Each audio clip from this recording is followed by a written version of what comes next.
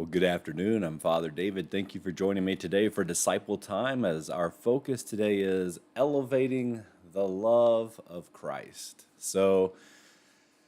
I think one of the biggest issues in Jesus's day was religious leaders were missing the point. And what do I mean by that? Well, I think all the doctrines and traditions of the Pharisees that kind of came through the Babylonian captivity had become the primary focus. And as a result, people were more concerned with whether or not a person washed their hands or if they were carrying heavy bags around on the Sabbath than they were with showing basic love and compassion. So Jesus was constantly calling the Pharisees and the Sadducees and the scribes out on this. And I would argue that one of Jesus's primary ministries was showing everyone that love and compassion for God and for each other was more important than adhering to traditions or created doctrines that the Pharisees had made during that time. And think of it and how it must have sounded to people who were totally obsessed with traditions and all these little rules on the Sabbath and all that when they called Jesus' disciples out for basically picking grain and eating it on the Sabbath, to have Jesus turn to them and respond by saying, and we read it in Matthew 2:27, hey, the Sabbath was made for man, not the man for the Sabbath.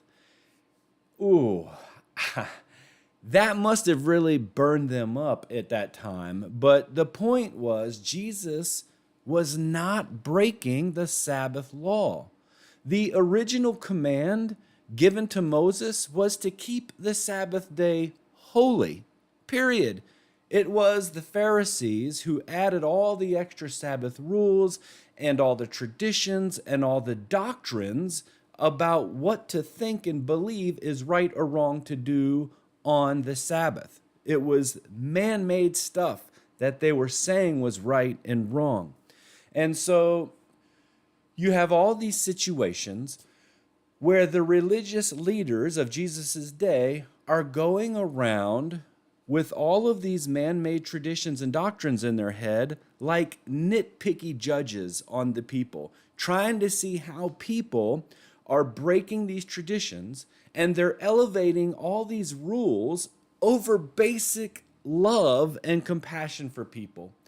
And you see it very clearly in Mark chapter 3, verses 1 through 6, where we read this. Another time, Jesus went into the synagogue, and a man with a shriveled hand was there. Some of them were looking for a reason to accuse Jesus. There's that nitpicky attitude about all their little rules. So they watched him closely to see if he would heal him on the Sabbath. Jesus said to the man with the shriveled hand, "Stand up in front of everyone." Then Jesus asked them, "Which is lawful on the Sabbath, to do good or to do evil, to save life or to kill?" But they remained silent. He looked around at them in anger and, deeply distressed at their stubborn hearts, said to the man, "Stretch out your hand." He stretched it out, and his hand was completely restored.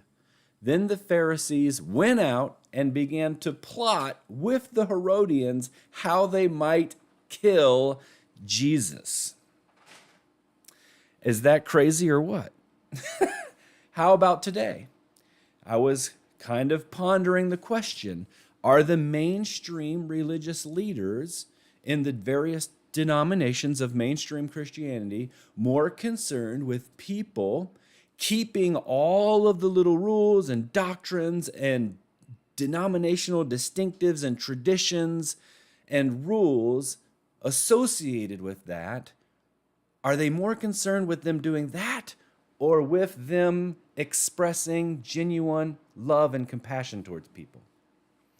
And I think this elevation of denominational rules and traditions over love is what steers a lot of people away from mainstream denominational religions, right?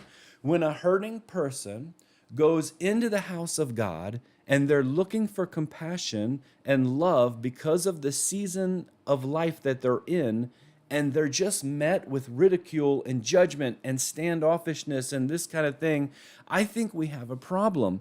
And that's one of the things I love about the church I'm in right now, Holy Communion Church. Why? Because we have what we practice is an open table.